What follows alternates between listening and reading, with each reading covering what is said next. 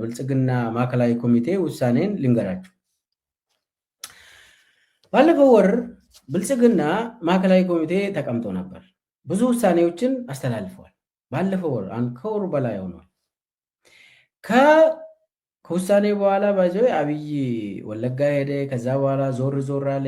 ደቡብ ሄደ፣ ምስራቅ ሄደ። እንደዚህ ሲዞር ነበር አብይ እና በማዕከላዊ ኮሚቴው ስብሰባ ላይ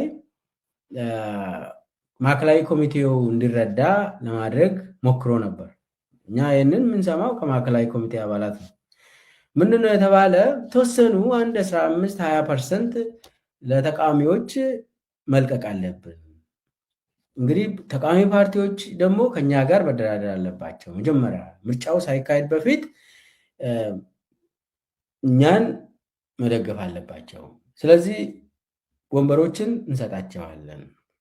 ለተቃዋሚ ፓርቲዎች የተወሰኑ ወንበር መልቀቅ አለብን፣ ሙሉ በሙሉ መያዝ የለብንም ብሎ ለምን ብልጽግና አባላት ደግሞ ወንበር ይፈልጋሉ፣ ተቀምጠው የሚበሉበት ይፈልጋሉ ማዕከላዊ ኮሚቴው። ስለዚህ ማዕከላዊ ኮሚቴው የተወሰኑ ሰዎች እዚህ ውስጥ ያላችሁ ላትወዳደሩ ትችላላችሁ፣ ቺን ተረዱኝ። ለምን 15% 20% ለአጃቢዎቻችን መስጠት አለብን? እኛን የሚያጅቡ አጨብጫቢዎች፣ ሰርጋችን ደመቅ የሚያደርጉ ሰዎች፣ ግብዣውን ተቀብለው የሚመጡ ሰዎችን የተወሰኑ ወንበሮችን መልቀቅ ስላለብን ከዚህ ከማዕከላዊ ኮሚቴ የተወሰኑ ሰዎች አትወዳደሩ፣ ይቅርታ አድርጉልኝ ብሎ ነገራቸው። ስለዚህ በዛ መሰረት ደግሞ ወደ ፓርላማ ወይ ደግሞ ሌላ ክልል ምክር ቤት ወይ ከተማ ምክር ቤት ውስጥ የሚገቡ የተቃዋሚ ፓርቲዎች ተብዬዎቹ እኛን የሚደግፉ መሆን አለበት። ከነሱ ውስጥ ደግሞ በጣም ከኛ ጋር የሚሄዱ ሰዎች ናቸው የሚገቡት። የብልጽግናን አመለካከት የሚቀበሉ፣ ከብልጽግና ጋር የሚሰሩ ሹመቶችንም እንሰጣቸዋለን።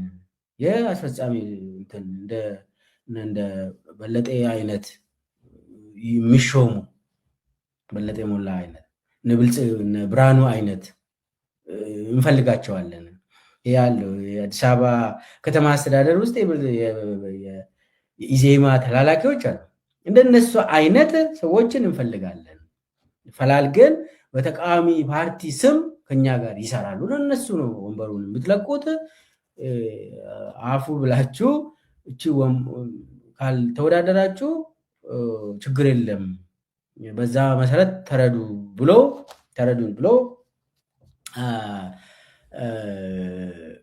ተናገረ። የብልጽግና ማዕከላዊ ኮሚቴም ተቀበለ፣ አጸደቀ። በዛ መሰረት ነው እንግዲህ ብዙ የፓርቲዎች ቦታ አሁን ለብልጽግናዎች ተወሰኑ ወንበሮችን ለኢዜማ ለቀቁ። ከአሁኑኑ እዚያ አካባቢ ለኢዜማ ተብሎ ብልጽግና አልተወዳደረም። እዛ አካባቢ ደግሞ ለእከሌ ፓርቲ ተብሎ ብልጽግና አልተወዳደረም። እዛ አካባቢ ደግሞ በግል የሚወዳደሩ ሰዎች አሉ። ግልም ተብሎ የለም፣ የአብይ ደጋፊ ናቸው ሙሉ። ኢትዮጵያ ውስጥ አሁን በግል ተወዳድሬ ፓርላማ ገባው ብሎ የሚያወራ ውሸቱ ነው። በግልም ይሁን እንደው ተቃዋሚ ፓርቲም ራሱን የሚቆጥረው ወይ በአብይ የተፈጠሩ ፓርቲዎች ናቸው ወይ ደግሞ የአብይ ደጋፊዎች ናቸው። ከዛ ውጭ ምንም አይነት ወንበር አይሰጥም። ይሄ በአብይ ብልጽግና ማዕከላዊ ኮሚቴ የተወሰነ ነው። ውሳኔውን ነው የምነግራችሁ እኮ ነው። የአብይ ደጋፊ ካልሆኑ ወንበር አይሰጥም። ምናልባት አንዳንድ ፓርቲዎችን ወንበር ሰጣችኋለሁ ብሎ እንዲያጅቡ አድርጓል። በኋላ ላይ ደግሞ ልክዳቸው ይችላል። አሁን ሰርጉ ላይ አጫውቶ ሰርጉ ላይ ሄዶ ዘፍኖለት በቃ ሞቅ ደመቅ አድርጎለት በኋላ ላይ ደግሞ ወንበር አልሰጥም ካለ ወይኔ ብሎ አንዳንድ ፓርቲዎች በኋላ ደግሞ ሊያለቅሱ ይችላሉ እና ተክደናል ብሎ ሊያለቅሱ ይችላሉ። እና ብዙ እያየን ነው። የሚካሄዱም አሉ። ይሄ የታወቀ ነው። የአብይ አካሄድ ነው። ከዛ ከአብይ ጋር ጨፍረ በኋላ ላይ ካደኝ ማለት አትችልም። ኦልሬዲ እሱ የታወቀ ነው። ስለዚህ አድምቀለት በኋላ ላይ ካደኝ ብትል እንደዚህ አይነት እንትን የለም። አብይ የሚፈልገው ለለጅት መሲ ነው። አሁን ከሱ ጋር ዳንስ አድርገ ጠጥተ በቃ ምርጫ አለ ብሎ ሰው እንዲያምን ምርጫ አለ ብሎ ኢትዮጵያ ውስጥ ምርጫ ምንም የለም። ህዝብ ስልጣኑን ኤክሰርሳይዝ የሚያደርግበት ምንም አይነት ምርጫ የለም። ነገር ግን አንዳንድ ፓርቲዎች ይህንን ሞቅ ደመቅ እያደረጉ ነው። ያ ደግሞ ዞሮ ዞሮ አብይን ይጠቅማል። ለጅት መሲሁን በህዝብ ዘንድ በዓለም አቀፍ ዘንድም ይኸው ምርጫ ክርክር እየተካሄደ ነው። ሰዎች እየተወዳደሩ ነው። የክሌ ፓርቲ እየተወዳደረ ነው። እንደዚህ እየተባለ ያው ለአብይ ነው የምትሰራ። ነገር ግን አብይ ወስኗል። በፓርቲ ደረጃ ወስኗል። በብልጽግና ፓርቲ ደረጃ የተወሰነ ምንድን ነው? አንደኛ በግልም የሚወዳደሩ የኛ ደጋፊ ናቸው። ሁለተኛ ተቃዋሚ ፓርቲዎችም አዳዲስ ተቃዋሚ ፓርቲዎች ሰምታችሁም ማተቁት ስም አለ። እንደው የበቀሉ በየቀኑ እየበቀሉ ነው። የአብይ ፓርቲዎች ናቸው እነሱ። ለእነሱ የተወሰነ እንትን የሚያስመስሉ ሰዎች እንዲገቡ ይደረጋል። ከዚያም የነበሩ ፓርቲዎችም አሁን በገንዘብ የተቸገሩም አሉ። ነገራችን ላይ ይሄ ወንበር አግኝተው ህይወታቸውን መለወጥ የሚፈልጉ ፓርቲዎች አሉ። ይሄ ግልጽ ነው። እና ስለዚህ ትንሽ እንደው የተወሰነ ነገር ቤት የላቸውም፣ የተቸገሩ አሉ። ከዛ አልፎም ደግሞ ከብልጽግና ጋር የሚሰሩ ፓርቲዎች አሉ። ተቃዋሚ ፓርቲ ሆኖ በብልጽግና የተገዙ ሰዎችም አሉ፣ ፓርቲዎችም አሉ። ስለዚህ በዛ ደረጃ ለወንበር የሚሰጣቸው የአብይ ደጋፊዎች ናቸው፣ የኛ ሰዎች ናቸው የሚገቡት ብለዋል አብይ። የኛ ሰዎች የሆኑ ብቻ ናቸው ፓርላማ ውስጥ የሚገቡት። ነገር ግን የሚመጡት በግል በተቃዋሚ ፓርቲ ስም ነው፣ ነገር ግን የኛ ናቸው ብለዋል። አስቡት፣ የኛ ሰዎች ናቸው ፓርላማ የሚገቡት ብለው በብልጽግና ማዕከላዊ ኮሚቴ ውሳኔ ተላልፈዋል። ለምሳሌ አሁን ዳንኤል ክብረት የካ ክፍለ ከተማ ላይ ነው ባለፈውም ተወዳድረው ፓርላማ የገባ፣ በግል ነው ደግሞ የተወዳደረው። ዳንኤል ክብረት የግል ተወዳዳሪ ሆኖ ነው ባለፈውም ፓርላማ አባል የሆነው፣ አሁንም የግል ተወዳዳሪ ሆኖ ቁንጮ የብልጽግና ኃላፊ ሆኖ በግል ይወዳደራል ዳንኤል ክብረት። እንደዚህ አይነት ሰዎች አሁን ብርሃኑ ነጋ ከፓርቲ ተሸኝተዋል ይባላል። ሲፈልጉ ሊያመጡ ይችላሉ፣ በግል ሊያመጡ ይችላሉ። እኔ ከዚህም በፊት የሰማሁት ምንድን ነው፣ ብርሃኑ ነጋ ባለፈው ምርጫ ላይ በብልጽግና ነው የተሸነፈው። ባለፈው ምርጫ ላይ ተሸንፎ በብልጽግና ተሸንፎ ፓርላማ ሳይገባ ቀረ። ነገር ግን አብይ ብርሃኑ ነጋ ፓርላማ እንዲገባ ፈልጎ ነበር። ከዛ ምንድነው የሆነ በቴክኒክ ነው እንግዲህ ያ ነገር የሆነው። ብልጽግና ድሮፕ አላደረጉም። አብይ ቢዚ ሆኖ መሰለኝ የብልጽግና ሰው ብርሃኑ ነጋ የተወዳደረበት ቦታ አልወጣለትም፣ ማለት ድሮፕ አልተደረገም። ስለዚህ ቦታውን አልለቀቅለትም። ስለዚህ ያው ካድሬው ደግሞ ብልጽግናን እንዲያሸንፍ አደረጉ። ከዛ አብይ ሲሰማ ብርሃኑ ተሸነፈ የተባለ፣ ያው በአብይ ሰው ነው የተሸነፈው። ደግሞ ብርሃኑ ለአብይ ደውሎ ይኸው ጉድ አደረጉኝ እኮ ሰዎች ብሎ፣ ምንድነው ተሸነፍኩ፣ ለምንድነው ቀድሞ የማትነግረኝ? ከዛ አብይ ደግሞ ለብርቱካን ሚደቅሳ ደወለ። በዛን ጊዜ ባለፈው ምርጫ ላይ ብርቱካንን ደውሎ ለምንድነው ብርሃኑ ነጋ ፓርላማ መግባት ነበረበት ብሎ ብርቱካንን ጠየቀ። ብርቱካን ሚደቅሳ አረ አላደርግም አለች። አላደርግም በቃ ኦልሬዲ መጀመሪያ ብልጽግና እንዲገባ ነው የተወሰነ። ብልጽግና ገብቷል፣ አሸንፏል ብልጽግና። ስለዚህ ብርሃኑ ነጋ አልገባም አይገባም አለች። እረ የሆነ ነገር አድርጊና ሰዎቹን እዛ ያሉ የኔን አመራሮችን እንትን አደርጋለሁ እንዲወጣ አደርጋለሁ ለውጪና እንትኑን አድርጊና ብርሃኑ ፓርላማ ይግባ ብሎ ብርቱካን ሚደቅሳን ጠየቀ። ብርቱካን እምቢ አለች። ያው ብርቱካን ጥሩ ነገር ሰርታ ሳይሆን ብርቱካን በግል ከብርሃኑ ነጋ ጋር ቁርሾ አላት። በጣም እንደው ከ97ቱ ምርጫ ጀምሮ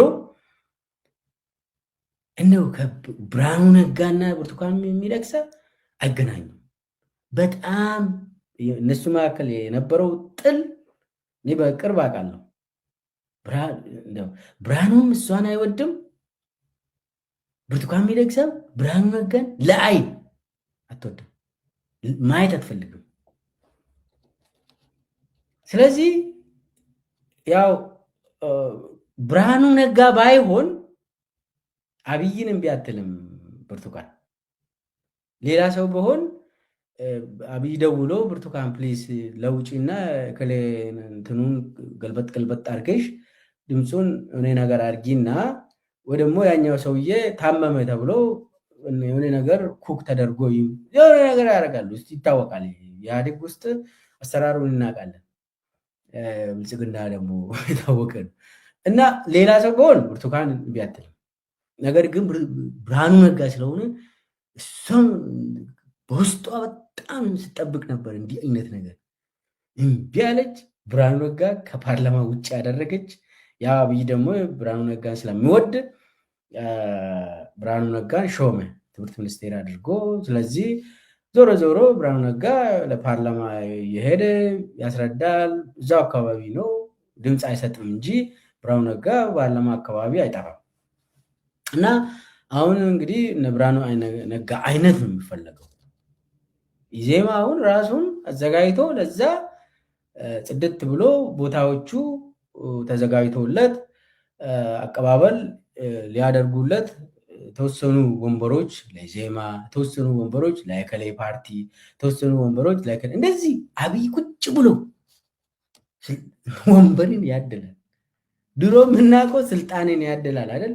አሁን የፓርላማ መቀመጫ የሚያድለው ማን ነው? አብይ አህመድ ነው። ፓርላማ መቀመጫ ኢትዮጵያ ሕዝብ ነበር ማደል ነበርባቸው። ይሄ ስልጣን ምርጫ ብኖር ስልጣኑ የሕዝብ ነው። የፓርላማ መቀመጫ የምታገኘው በሕዝብ ነው እንጂ በአብይ አይደለም። አሁን አብይ ነው የሚሰጠው። ስለዚህ አሁን ምርጫ የሚባለው ውሸት ነው። እሱ አዲስ አበባ ውስጥ አሁን ክርክር ምናምን ተብሎ የሚካሄደው ውሸት ነው። እሱ አስመሳይ ነው፣ እያስመሰሉ ነው።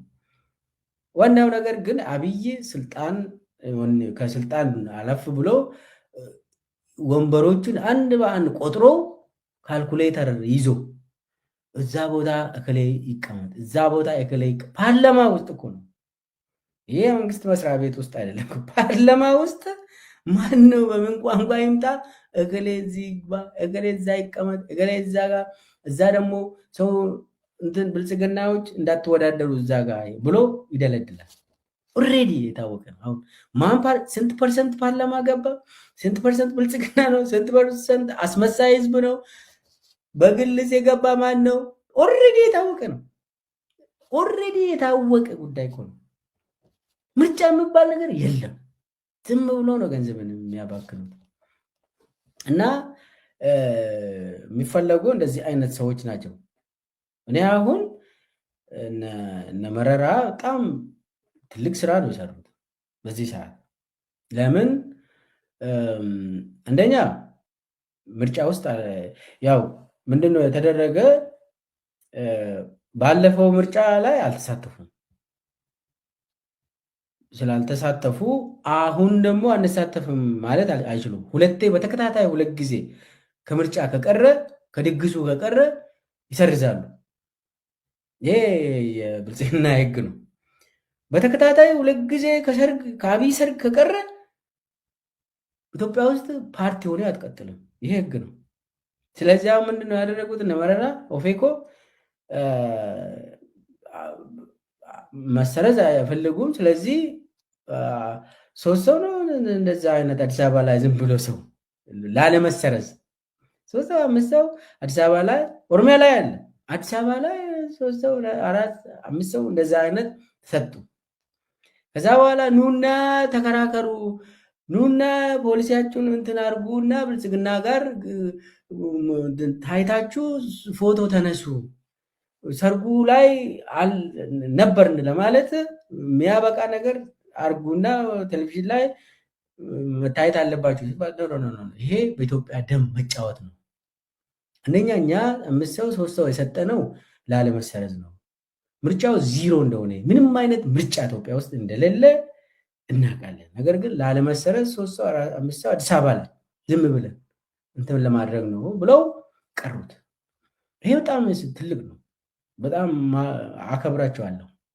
ለምን ውሸት ምርጫን ላለማስመሰል ትልቅ ውሳኔ ነው። እና ሌላው በጣም በጣም የሚያሳፍር ጉዳይ ነው የምናየው። በጣም አሳፋሪ ነው። አሁን አብዛኛው የምርጫ አውድማ ሆኖ አዲስ አበባ ላይ ነው። ሁሉም ግርግሩ አዲስ አበባ ላይ ነው።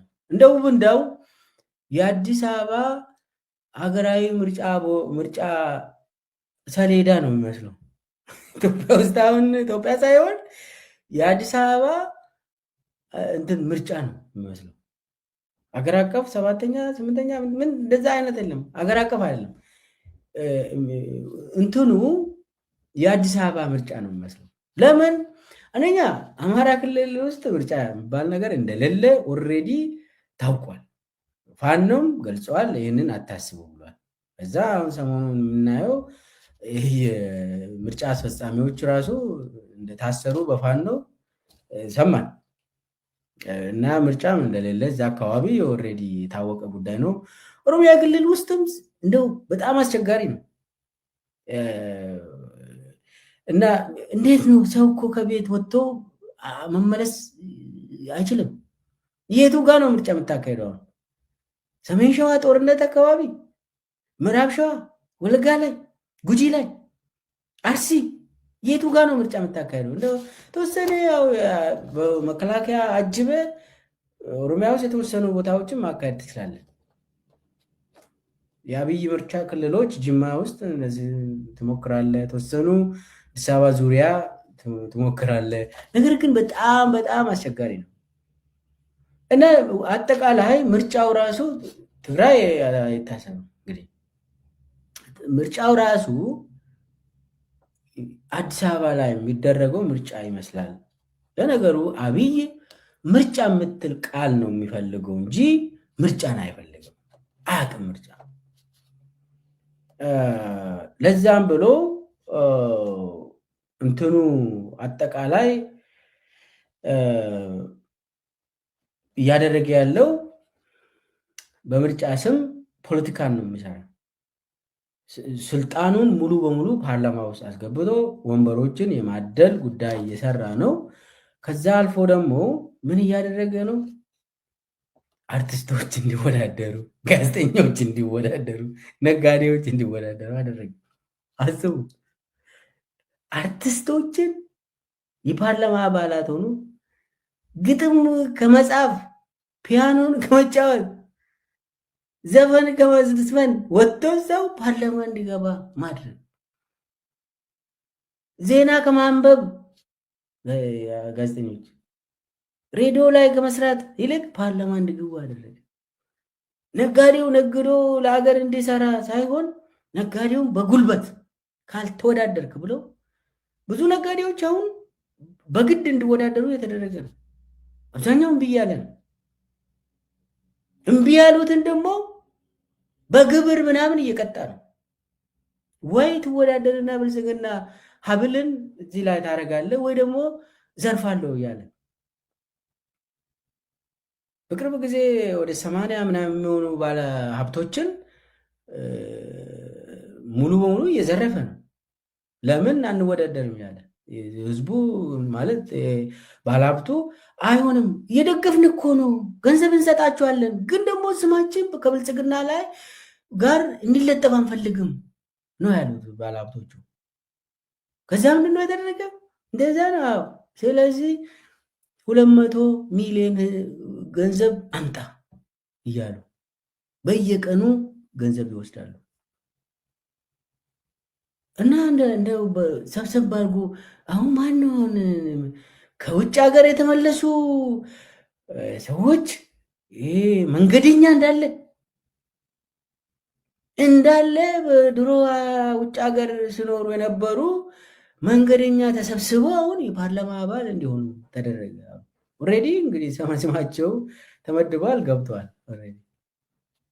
የመንገደኛ ፓርላማነቱን እንደው በኢህአዴግ ጊዜ እኮ ፓርላማ ያው የኢህአዴግ ደጋፊዎች ናቸው፣ ግን የሚገቡት ፓርላማ የሚገቡ እነዚህ ዝም ብሎ ከመንገድ ሰብስባ አይደለም የምታስገባው።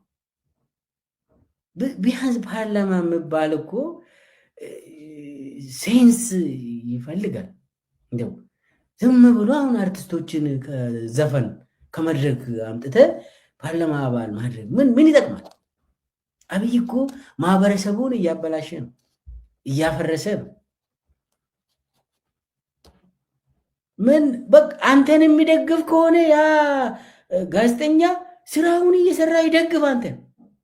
ፓርላማ ደግሞ ሌላ ዜጋ አምጥተህ ታስገባለህ። እሱ ያው ምርጫ አለ ለማለት ሳይሆን ይው እንደ እንትኑ ራሱ ምላኩልህን ሰዎች እንደየቦታቸው እንደየሙያቸው ለአንተ ይላኩ። ያለ ሙያ አምጥተህ እንደ ከየንትኑ ሁሉንም ከዚህም ከዛም ሰብሰብ አድርግ ምንም ሳይቀር ገለባውንም እዚህ ግባ ፓርላማ ታስገባለህ። እንደ በየቦታ እንደ ሰውን መናቅ ነው፣ ህዝብን መናቅ ነው፣ ሙያን መናቅ ነው። ሲጀመር ሙያ የሌለው ሰው ሙያን አያከብርም። በየንቱ የምናየው እኮ በጣም አንዱ እኮ ነው። አሁንማ ፓርላማ የማይገባ እንደው የሆነ ማንም ተራ ሰው ሁሉ ተሰብስበው የአብይ ኔትወርክ መሆን ብቻ ነው የሚያስፈልገው እንጂ ፓርላማማ በቃ ማንም ሰው